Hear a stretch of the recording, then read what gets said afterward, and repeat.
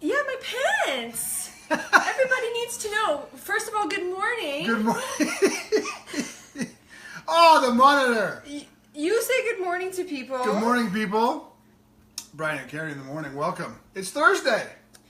Oh my gosh, it is Thursday. You know what? Can I tell you what Thursday always means to me? What's that? No, this is for real. Thursday to me, in my head, means it's Cosby Show night. You know what? It's Friends for me. No, because I don't like Friends. I thought Friends was dumb. Is that weird? No. Thursday night, 8 o'clock was Cosby Show. 8:30 Yep. was Family Ties. Right, I remember that. That's my age right there. Yeah. But to this day, Thursday night is Cosby Show night. You can't say Cosby anymore. I know, right? Not without somebody looking at you like you. He's a bad man now. Can you just tell everybody quickly before I go on my little diatribe Yes. what our show's about today? Yes. Today is all about how to reprogram your unconscious mind in 4 steps. But man, this is a big show. If you dig the tone and tenor and you trust us that we're going to earn your share, we'd love you to share it right now if you could. Are you excited about today's show? Yeah, I am. And I am. I have notes. I never have notes. We've had quite a few crew mates commenting on the... Where my crew at? Who? Okay, Was that ready? good? Yes. Now, look everybody, okay? Everybody pay attention here. Look at my nice new pants. Oh my goodness gracious. They're so nice and they're shiny, and I'm just showing you them because I really love them. I'm watching you stand up. Moreover than that, I literally just got these yesterday and put them on, and I just looked down and there's a little hole in them. But what you didn't notice is that, you didn't see is before we actually went live today, Carrie was doing that. Because you know the feeling And she had that voice. Do the voice. My pants have a hole in them. That voice. And then I just finished putting them on this morning, telling Brian these are the best pants ever, and he was like, "We'll go and get another pair." Well, and now they have a hole. 2 holes. Yeah. Everybody be sad for my pants. Okay, I'm done. How to reprogram your unconscious in 4 steps. Maybe I need to reprogram. And not worry as much about pants. I'm not worried. I'm just sad. My beard's so long I have a beard hair in my mouth. Oh my gosh, your beard is also so long you have to wring it out now. I do. Good morning, everybody. Mama Draps, Brian Sakowicz, Amber Friedman. I don't like Friends. I'm sorry if that makes me unpopular. Lynette, Karen Roberts, actually, because I was reading something else. Thursday nights we ate hot chocolate pudding. I have to have Lynette make me some hot chocolate pudding.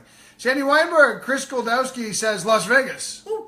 Is that where he is? He is in Las Vegas. He's traveling on business. Lynette. Yeah. Scandal Thessaly, yes. Lynette, may I make a request? If you do end up joining us in October, will you make us hot chocolate pudding? Because I don't have any idea what that is. Okay, I don't want to play the if game with Lynette. Lynette, you're coming to this retreat in October. I need to hug you again. That's it. That's all. It is now done. There you go. I want to say, shout out. Right now, we're on the loudspeaker in Derek McQuinn's gym in Kansas City. So shout out. Everybody can hear? Yes, to my home skillet, Derek McQuinn, who's in my Founders Entrepreneurial Program. That cat's a juggernaut. And all Derek's. And I just want to say, everybody who trains with that cat is lucky. Because that man is solid gold. Shout out to all of Derek McQuinn's crew. And can we give them, Where's My Crew At? Where my crew at? Who? I keep doing That was for you, Derek McQuinn's crew. Yeah. There you are. Craig Lowe is watching from Scotland. How you doing there, Craig? Craig is sending me something in the mail. Craig is my UK husband. That's true. It's been a long time. He asked me for my message, my email address. I just want to also add this, that Lynette says absolutely. Done. Locked. Loaded. Lynette Macias coming to our October retreat along with Cecily and Steve Montfinis. Yes. And and other news. I don't know if we could say it yet, though. We're not going to say it. We're not going to say it. We have some other news. Yeah, I will say this, however, that we have been a little bit overwhelmed by the response, overwhelmed in a great way, to the retreat. So much so that we opened up another date. So we're actually running 2 retreats in October as opposed to 1. That makes it, more feasible for people who maybe can't make 1 retreat, but we can actually accommodate the requests that we've had. So I'm very excited about that. I'm excited too. Retreats we love. Chris Goldowski, Kelly Goldowski, Jennifer and Scott Gov. Bobby Barrett. And Darren Barrett. Yes. Tommy and Victoria from Singapore.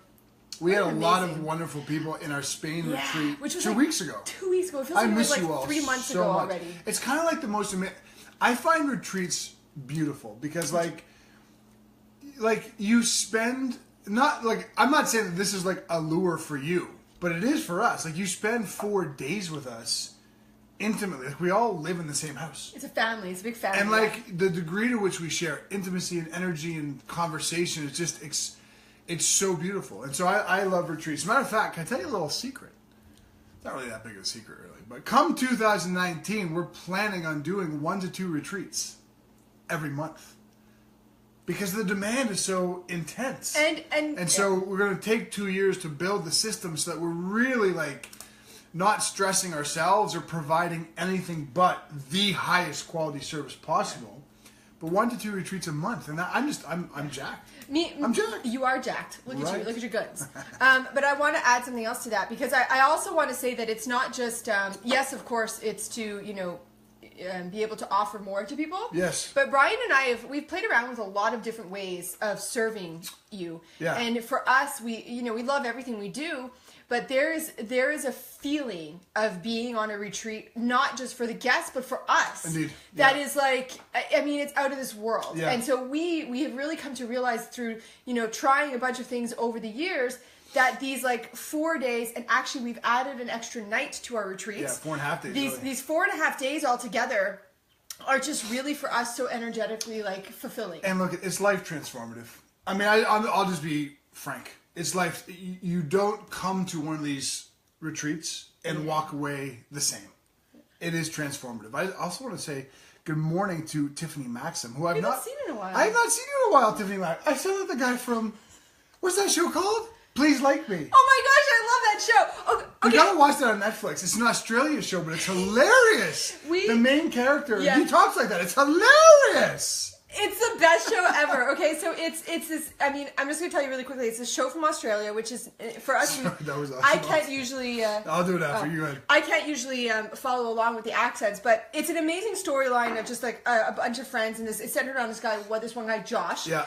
And we now have taken into like the writing is brilliant and it's funny. But it's very much a journey of life, right? Yeah. But we have taken into our house now, we actually we quote Josh all the time. So like if somebody says something to me and it's a little bit doubtful, I'm like, really? Because that's the way Josh says it. Really now? Really? Is that do we like that, really? It's the best thing ever. There was one, in the episode last night, right? Josh is sitting with his mom. And Josh's best friend, who had been in Germany, had just flown back to Australia to visit.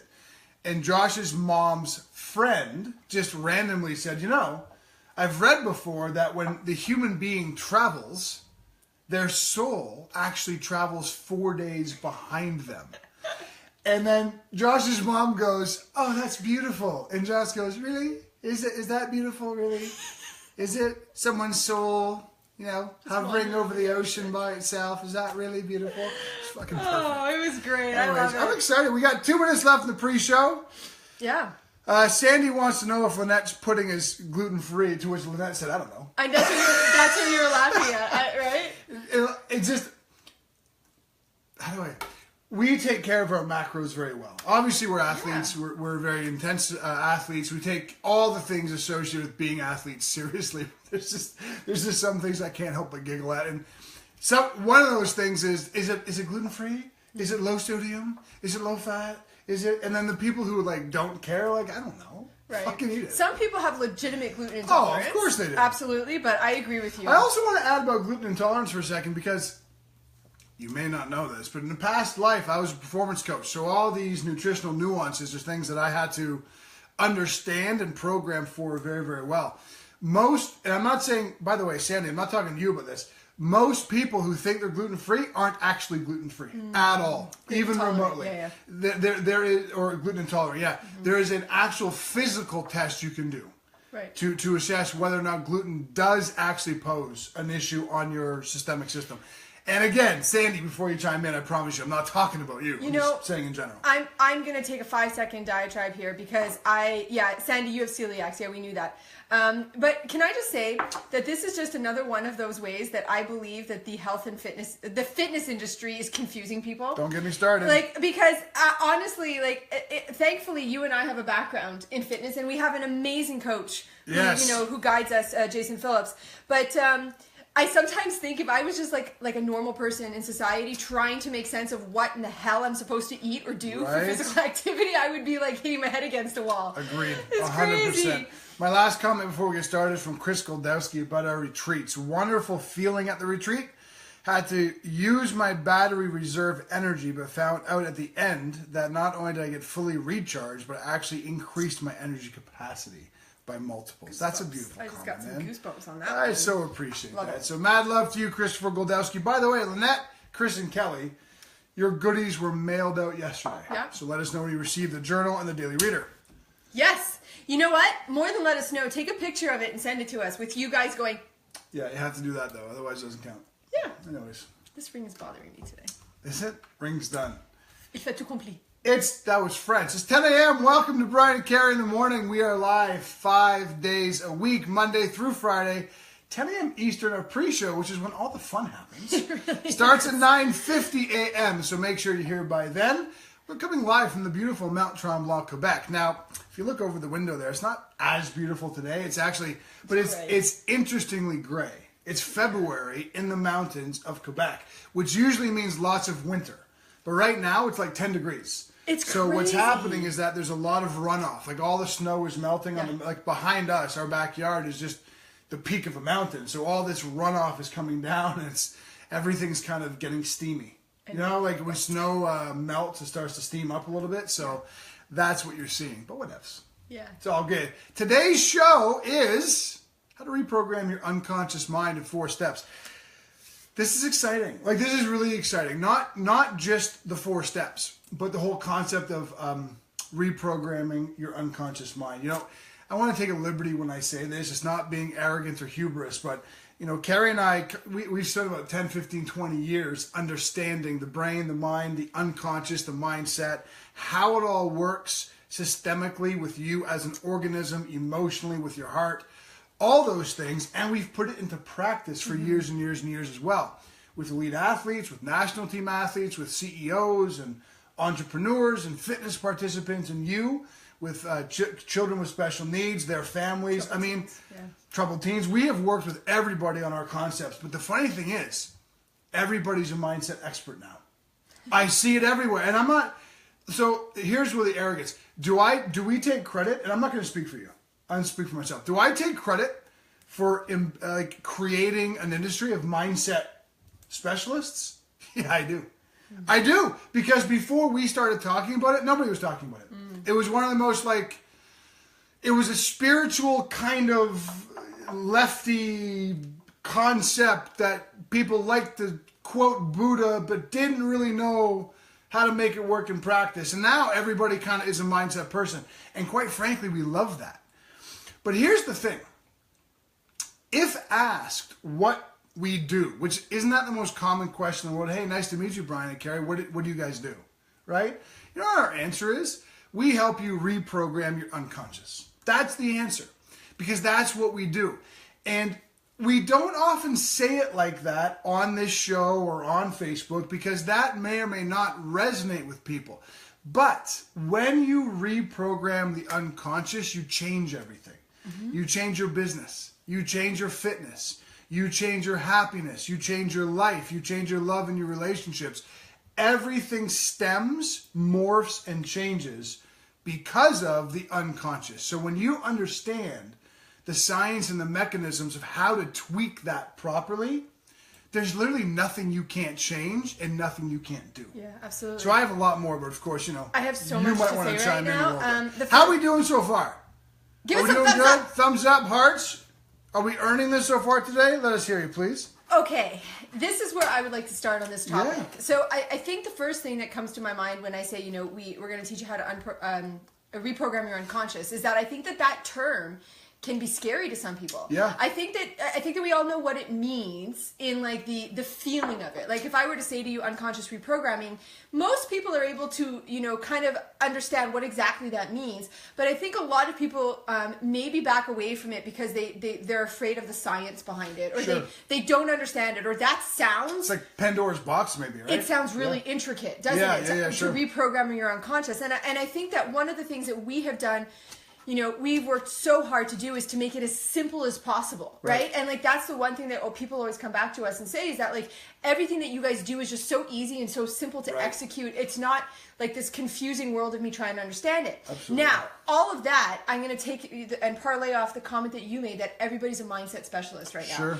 And like, I think it's absolutely beautiful that there's this like global mission right now to elevate consciousness. Like I think we're living in a new time, and I think that that's become the forefront over the last like, I'm going to say the last like, it feels like the last 7 to 10 years, there's been a rise in that kind of, you know, driver for people, right? I think it's beautiful. The one thing I will say is that the unconscious, there is a science behind it. Yeah, and of course. There's also spirituality. Right, the spirituality. And when I'm talking about the science, one of the things that just came to me as you were talking is like, you don't necessarily need to understand it all, but we do. Yeah. And that's what we've spent the last, I mean, a collective, like, you know, all our years of our career, but the last 7 years, understanding the nuance, understanding the impact. Okay, if we use this strategy, how could that impact this person, this person, this person? And that brings me to the point of there's a responsibility, I believe, in coaches who are doing mindset to understand the intricacies of what we're creating. Right. Well, I mean, I have a couple things. Let me say this first. And this is not cynical, it's just fact. Every time I see a coach, like a life coach out there saying, what is it you do for a living, Coach X? And they say, well, I help people create their best life. My question is, are you living yours? Right. Because if the answer is not really, or no, well, okay, now we have issues. We're taking money from people, helping them live their best lives, but I don't live my best life. Right. That is something we all have to look at with a little bit more discerning eyes. I agree. And not pretend like it's not cynical or negative to be an ambitious consumer. Who do you want to listen to? Right. Whether you're on Facebook or Instagram or listen to podcasts, who do you want to invest in? So don't get tweaked out by like the wording people use. Investigate who they are. That is a really important thing. And I want to add to something Karen Roberts just said. Now, Karen, this is not me taking a shot at you by any stretch, but listen carefully, okay? This is your comment. People fear change no matter how much they may want it. That is not true. Okay, so that might be a mirror reflection of how you feel. Okay, people don't fear change; they fear fear, and those are two incredibly different things. As a matter of fact, I'm going to take Karen's words and move into my next point. Okay, and then after I'm done, you got to circle back because it's Familyversary Week. Oh my gosh. Here at Casa Grasso Campbell. I feel like this show's going to go on forever today because I have so much to say. Well, let me say this. Go for it. Karen, this is to you as to everybody about that point. People fear change no matter how much they may want it. Okay, now, first of all, are we killing it yet? If so, could you make some hearts swim across our monitor? Because that makes me happy. I need your validation. No, you don't. That I'm a good guy. Nice and try. don't forget, we're earning a share from you today, so get on that share button soon, all right? So, let's talk about this, okay? People fear change no matter how much they may want it. Now, the unconscious, okay, this is how it works, and it's so simple. It really is so simple when you understand it in this basic way, okay? There is no absolute truth in the world. So, Karen, people fear change no matter how much they may want it. That is not absolutely true. That might be your truth, but it's not absolutely true, okay? Stimulus happens in the world. And that stimulus could be anything. Donald Trump gets elected president. My next door neighbor got hurt in a car accident. I mean, any sort of data that comes in to us, okay? Through influence in society at large. It's not truth that comes into us, it's data. Just call it data or stimulus coming in.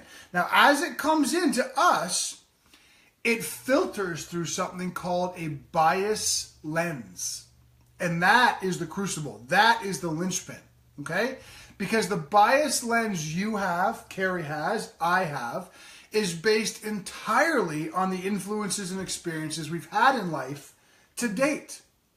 So it doesn't mean that what data is coming in is absolutely true.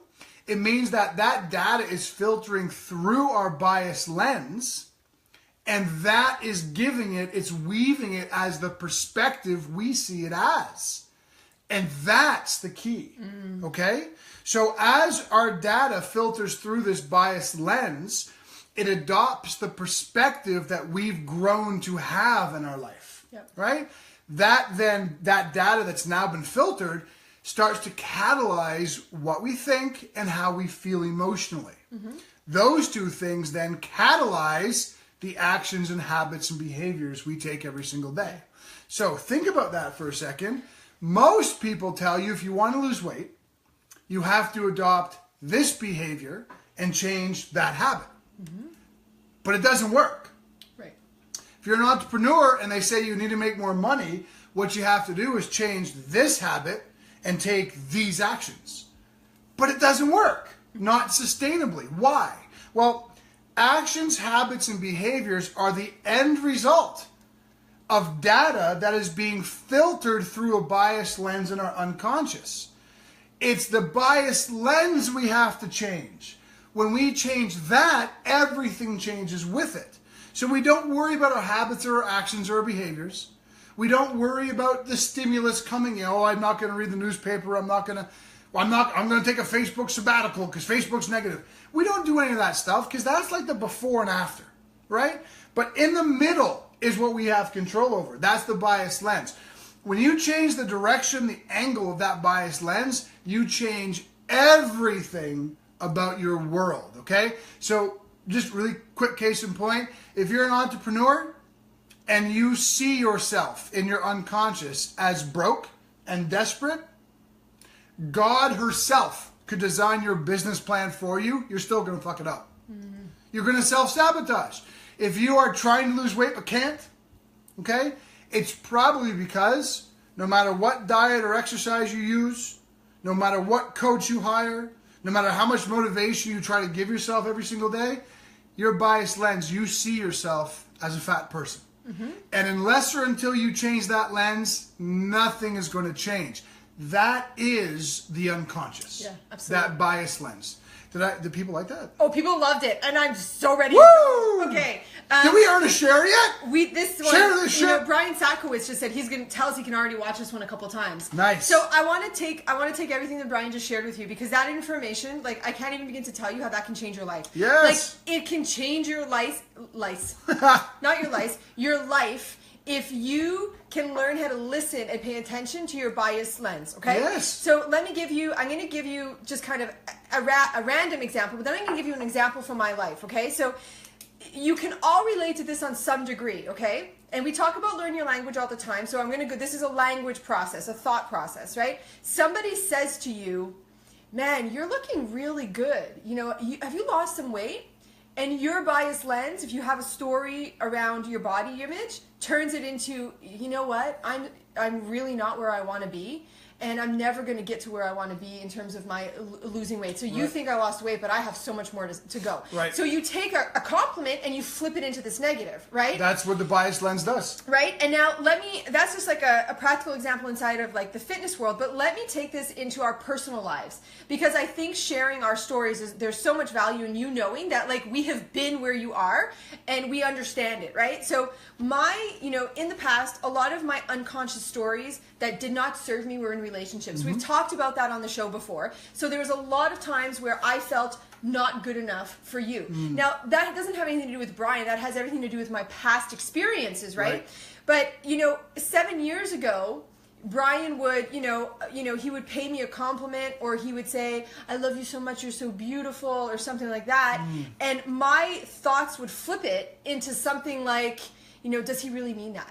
Does he really mean that? Like, that's where I'd flip it. Sure. And now, in the past, it was very destructive because it would lead to me self-sabotaging behaviors and kind of like, wallowing. Is that what he really means? Right. But like, as you progress through this, you start to catch nuance. Yes. Right? And so, like, it wasn't that long ago where you and I were in the middle of doing something, and we were working, and Brian said something to me. Like, literally, he just levied a question to me that was questioning something I was working on. Yep. But not in like a, what are you doing kind of way, like a legitimate question. Sure. And I realized in that moment that my bias lens still flips that to a negative. It still flips it to like, I've done something wrong. And like, it was like a light bulb went off. Yes. Right? It changes everything. It does. Yeah. Are we killing this? I more than hearts, I want comments. Give us a comment. Say yes. Does it make sense? Say no. Ask a question. We're going to answer all your questions at the end if you have them. Yeah. But this shit is golden, what Carrie just said. Like, there's been some comments about, yes, like the more I've learned to have a more positive perspective. I get that. And that's a beautiful thing. It really, really, really is. But did you hear what Carrie just said? She's been working on this stuff for 20 years. 7 years very intensely.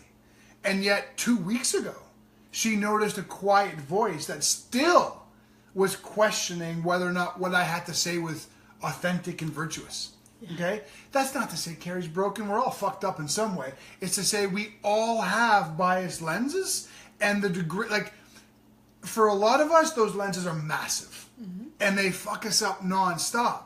But even after we work on this, like, it's a constant pursuit. It's a daily simplicity plus consistency, because I still have little language barriers. I'm like, wow, I didn't even know I still said that kind of stuff. So guys, it's not about attaching to the motivation and it's about really understanding what a bias lens is and deciding to use tools every single day to change it. Yeah, absolutely. Because it's changeable.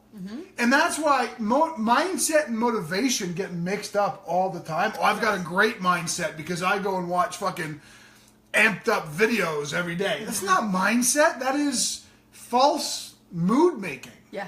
And it might feel good, but it doesn't mean it's shifting anything permanently, right? Absolutely. And are there things coming you want to talk There's a couple to? things I want to address before you keep going. The first thing I want to say, how does the bias lens, in case you're wondering, attach to your unconscious reprogramming? It is your unconscious. Yeah, the bias lens is, the bias lens, essentially, right, that is the filter that kind of is the in and out exit entrance of the unconscious. Exactly. Right? So data that has no absolute truth attached to it filters into you, and it goes into the unconscious through that bias filter, but then it goes out into our thoughts and our emotions via the unconscious exit door, essentially. Absolutely. And it gets processed by the unconscious that you have currently based on your experiences, 100%. Right?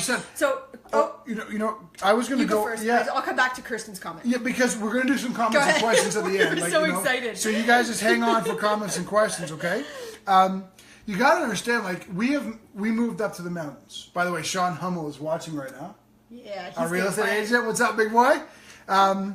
So we moved up to the mountains. We live in the 4 suitcase lifestyle. We're going to travel around the world, take Brian and Carrie in the morning all around with us. But you got to understand something, okay? I wasn't like this my whole life. I was afraid of moving. I was afraid of change.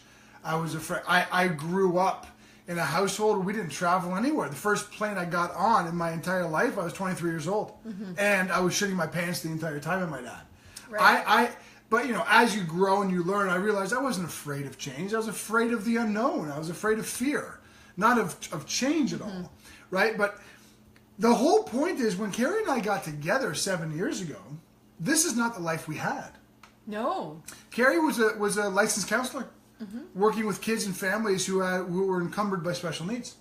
I was CEO of an international youth fitness association, and if the 7 years ago us were sitting here right now, they would tell you that my job as CEO and Carrie's gig as licensed counselor is what we were going to do for the rest of our lives, because we loved it and it was fun and it paid the bills and it was all good. And we're going to live in nice, modest homes and lay down roots and all that stuff. But like it wasn't the true essence of what we deeply wanted. It was what we thought we should want. Yep. It was the safe road. So how did we go from that to this? The 4 exercises we still do every single day of our lives. That has changed everything about our bias filter. That is what's changed everything. Completely. Yeah. I mean, I don't even know where to go after that, because we're done. There's so much. We're finished. But I mean, are we killing it? Have we earned some love and some shares today? Because I think we have. So the first thing I want to say to what you just said. Yeah. It's interesting that we're talking about this today because in our morning time today, I actually brought up the point that 7 years ago today, like this is our, by the way, this is our Familyversary week, and that's a big deal. It's like we celebrate it every year. Our Familyversary is a made-up holiday of when we came together as a family. That's right. So Brian moved here on February 26, 2010. Hopped in my car in Chicago, drove 17 hours just to get to Montreal. And so we celebrate that every year, and every year, obviously, well, not obviously, every year we spend some time reflecting on where we were in years past. Yeah. And this morning I was reflecting on 7 years ago today. Right. How our world was very different. Our world, and in our case, I think that we had such a desire to create a life that was so like deeply fulfilling that we started right away. Like, I mean, it was in a matter of like 3 months that I left my job and I came, but like that was a part of the process of it all. But you're right. You're absolutely right. Without going through this process, without experiencing this every single day, we would not be sitting here right now. 100%. Because all of those limits would have just stayed where they were. Our whole philosophy that we deliver to you is let's eliminate your limits, no matter what they are for you. That's why we don't have a specific demographic. Oh, Brian and Carrie, do you work with entrepreneurs? Yeah. Do you work with people who are, entertaining fitness goals? Yeah. Mm-hmm. Do you work with high-end corporate CEOs of major companies? Yeah. Do you work with high-end athletes and world champions? Yeah. Do you work with everyday Joes like you and Carrie? Yeah. We work with everybody because limits are limits. We all have them. Yeah. We all have our own limits. It's not for us to say we're specializing to this demographic. It's not our fault. Our shit is that good. Yeah. It works for everybody. Yeah. And it literally does. This is transformative beyond what words could express. I agree. Right? I agree. So let me say this, okay? Thank you, Mama Draps and Chris Goldowski and Lisa Arsenault. Happy Familyversary. Thank you. Appreciate it. I love our Familyversary. So do I. So next week for 5 days, Monday through Friday, on Brian and Carrie in the morning, every single day, we are going to detail our Let's Eliminate Your Limits, How to Finally Achieve the Goals You Set program. Because the week after that, it launches around the world. This is the first time it's ever gone out. And we are like tuned up beyond excited for this, okay? How to finally achieve the goals you set. Why did we call it that? Well, here's the reason. Success in anything has got nothing to do with more motivation or learning how or somehow, figuring out how to become more successful. Success is about releasing from the reasons you're not. Mm-hmm. And the reasons you are not experiencing success in your fitness, in your job, in your entrepreneurial life, in your relationships and love, no matter what it is, the reasons you're not experiencing the successes that you want are because of your biased lens in the unconscious. You give us 6 weeks, we'll change that forever. I mean, forever. Unquestionably, irrefutably, and substantially. Mm-hmm. I mean, change it forever. Yeah. Right? And we have examples in our own lives.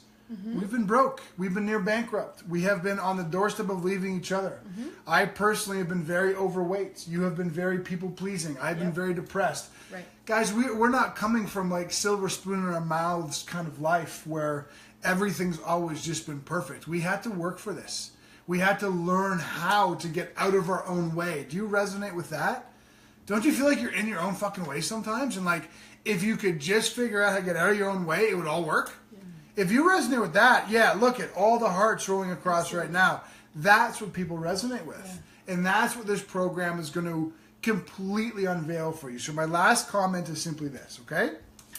Next week, every day, Monday through Friday, we're going to detail one aspect of the program. We're going to show you it, explain it to you. We're going to do it with you.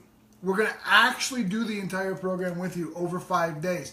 And here's the part I like the most, no joke. We're giving away 5 free copies of our entire program, Monday, Tuesday, Wednesday, Thursday, Friday. 1 copy a day, we're giving away the entire thing. What's the prerequisite? You got to be here. Brian and Carrie Live. That is where we're giving it away. So if that's something that sounds pretty cool to you, be here next week for sure. Absolutely. I'll shut my mouth now. You don't have to ever shut your mouth. It got dark. It did. It's dark everywhere around here. Dark and cozy in here. Yeah. So the first thing I want to say is I'm actually going to circle back in 1 minute to something Kirsten said a few minutes ago because I think it was so powerful. But the first thing I want to say is we talked about this at our retreat with all of our guests one evening while we were sitting around, sipping on wine and conversing. Right. And one of the things I said was that, when the journals that are in front of them, which are part of the entire program, really and truly are all of Brian and my blood, sweat, tears, and laughter and everything.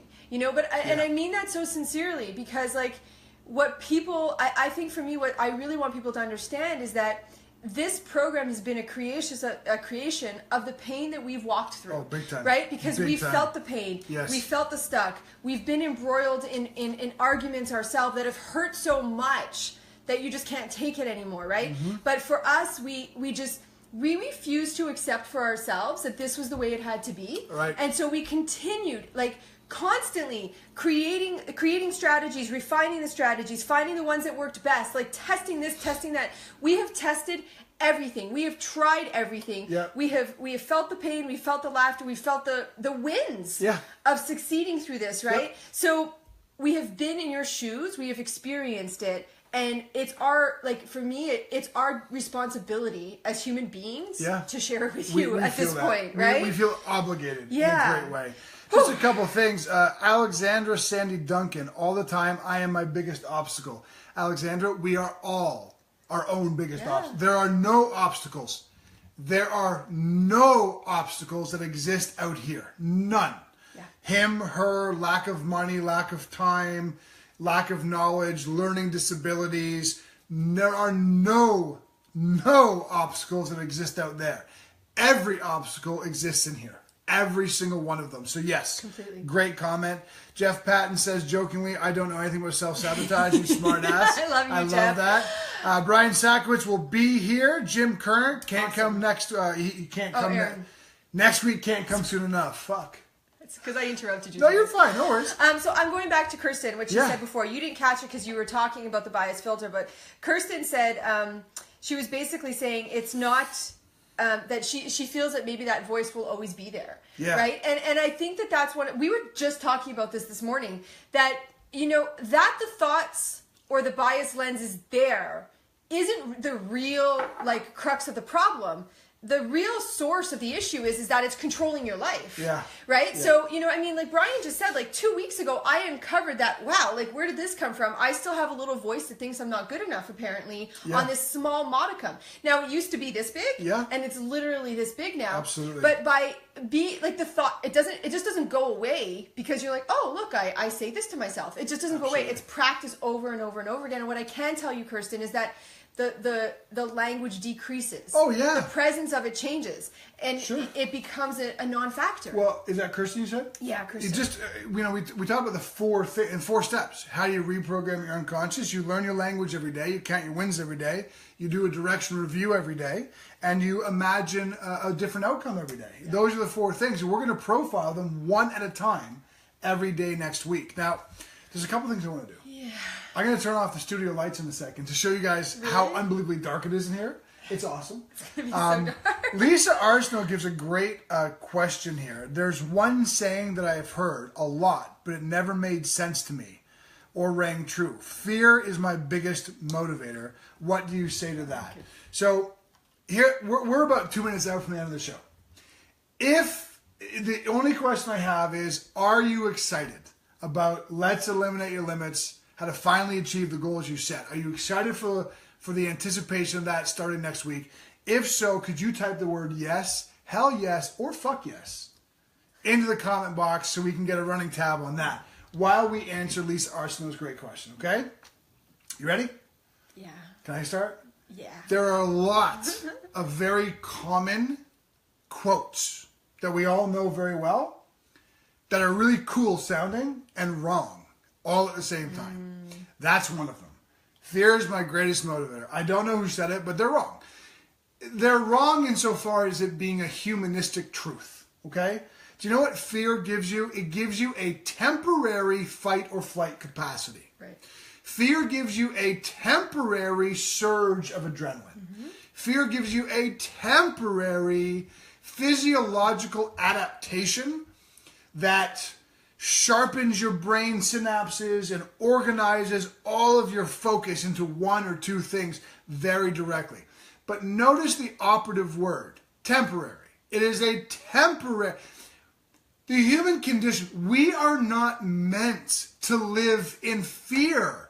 And all of the coaches and the motivators who love that kind of talk, I can't tell if I want to drop them on their heads or give them a hug, because it's just so wrong and it's so miscalculated and it's so irresponsible to keep telling people this. You got to fucking fight. You got to go after it with all you got. And fear is my greatest motivator. That kind of testosterone is nonsense. You can't live like that on a regular basis. You can't perform like that on a regular basis. Do you know what fear gives you? Was that thunder? It's thundering in February. Oh my God, this is so cool. It's raining. The universe just felt the need to interrupt that part of the show. I'm just going to finish my point now, Lisa. You know what fear gives you? It gives you cancer. Do you know what fear gives you? It gives you heart attack.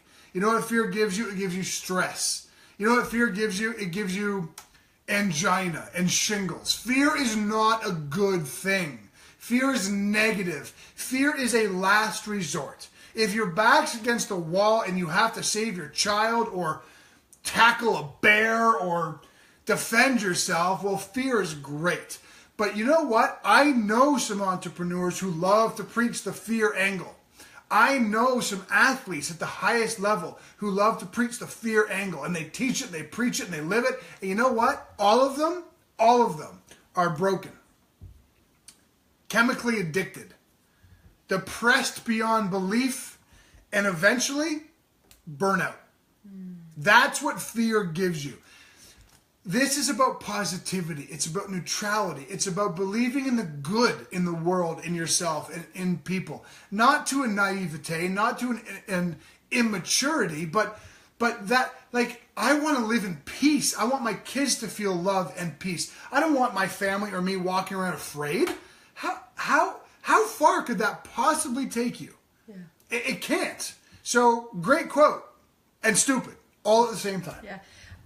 Okay. Lisa, did I answer your question? Number one, shout out to Gary Swarney, who just tuned in. Get the fuck out of here! I love Gary Swarney. Gary Swarney is a good friend of ours who married us. But anyways, on to fear again. Yes. There's so much that I could say about the topic of fear. And look at all the yeses. I want to say, I heard this story a couple weeks ago, and I remember telling you about it. I can't remember all the details, but it was talking about fear being primal. Exactly what so many people have said. Fear is primal, right? Like, yeah. So if a zebra is in the middle of the jungle and senses fear from a lion attack, he doesn't sit in his fear. Right? He moves. He runs and he moves away from it, right? So yes, I agree that I think fear is primal. I think, when we're talking about the threat of harm and those kinds of things, without question, fear is primal. But I think what our society has done is conditioned us to feel fear on everything. Yeah. Fear about what happens if my bank statement's overdrawn this month. Fear about what happens if my kids walk to the bus stop and something happens to them. We are so conditioned to just feel fear. Yeah. And the problem with that is, like, the thing that I say is, I think that so many people say, oh, fear is a motivator. But what we don't realize is fear is actually paralyzing us. It's completely paralyzing. It might motivate Steve Montefinesse had a great... Fear was killing me. Exactly. I can relate. That was me 10 years ago. Fear might give you that initial, urge to do something, but inevitably it takes over and it consumes you and it paralyzes you, right? Absolutely. And then my final point on all of this is, this is so much more down the rabbit hole, but what if the fear that you're feeling isn't actually fear? Right. What if you're viewing it as fear, but you can actually learn how to channel that and change that energy into excitement and anticipation? You know what? I'm going to go farther down the rabbit hole. Guys, fear doesn't exist. It does in 1% of our lives as a mechanism of self-preservation. When a bus is coming at us and we are standing in the middle of the street, fear is a natural physiological response that is provoking and adaptive. Like, I gotta move. Fight or flight. Yep. Okay? That is the only place in human organism where fear is supposed to be. Do you understand what I'm saying? We have taken natural order of the human experience and we've romanticized it. It's normal. It's normal now to be afraid. It's not. Fear is the 1% we're supposed to feel in life or death situations. It's an evolutionary response, like Carrie just mentioned the zebra who's being stalked by a lion. We're not supposed to live in that state. The organism that we are was not ever intended to be in that state. So we have romanticized it and lived there all the fucking time. Yep. But here's the thing. Except in that 1%, when fear is truly an evolutionary, primal, guttural response, aside from that, okay, fear is just energy. Mm-hmm. You know what fear is outside of that 1%? It's you using your imagination in a really fucked up way. It hasn't even happened yet. You're afraid of shit that hasn't happened. That is imagining stupid. Yeah. Right? So, you know what my favorite quote, Lisa Arsenault brought up quotes, my favorite quote, fear and worry are nothing more than misuses of the imagination. Mm-hmm. Absolutely. So if fear is just energy of an imagination, boomerang it into excited. Mm-hmm. Boomerang it into anticipative. Yep. Boomerang it into peace. It's not real. Mm-hmm. You're imagining shit to be afraid of. Yep. Right? So if it's imaginary, then imagine something different. Right. Mic drop. Like, Absolutely. that's all there is to it. And I think that's a huge point. Energy exists. And we create fear. We create happy. We create. We can't ever look at, I'm afraid because of this. I'm happy because of that. I'm in love because of this. I'm at peace because of that. I'm anxious because of this. None of that's true. Because of that shit out there should have no bearing on this shit in here. Yeah. So use your imagination better. Be happy for no reason. Mm-hmm. Feel love without requiring a partner to feel it. Yeah. These are spiritual. Oh my God, I'm gonna go on and on. Are you pausing? Because I'm gonna go now. Okay. Oh, woo! Really quickly. The first thing I want to say is that I think that one of the most powerful realizations in my life was when I realized like the reality of there not being any absolute truth, right? And so like if we start saying fear is normal and it's the way you need to feel fear, well that means that we all need to feel fear about the exact same things, right? So like let's just take it this way, for example. If, for example, Brian is afraid of the dark, going poor. Going broke, which right? used to be a major story for me. And that is like an absolute truth. Yes, like people in society are afraid of going poor, but I don't feel that at all. Yes. It makes it a non-truth. Right. Therefore, whatever fear you have that you are clinging to as, well, this makes sense, it's normal, it's absolutely truth, I challenge you to go and find someone who doesn't find it scary. Because if that's the case, you don't have to be clinging to that as a fear.